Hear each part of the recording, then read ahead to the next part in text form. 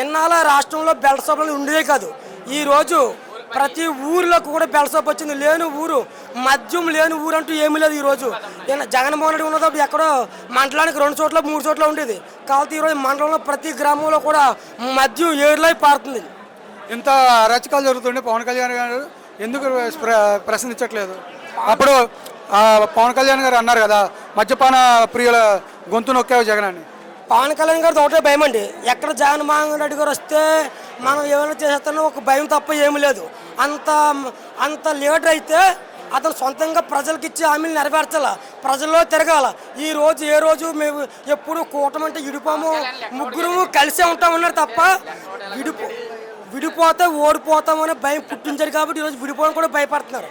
ఇప్పుడు హామీలు ఇచ్చిన మేము ఒకటే అడుగుతున్నాను. ఈరోజు మన రాష్ట్రంలో జనసేన కాదు, టీడీపీ కాదు, బీజేపీ వాళ్ళు ఒకటే అడుగుతున్నాను నేను ఈ సభాముఖంగా. ఏంటంటే మరి ఎందుకు 30,000 మందిని మిస్ అయిందని ఇప్పుడు దాకా గవర్నమెంట్ వచ్చి సుమారు 16 నెలలు అవుతుంది. ఈ 16 నెలల్లో కూడా 30,000 మంది ఎక్కడ ఉన్నారో ఎందుకు?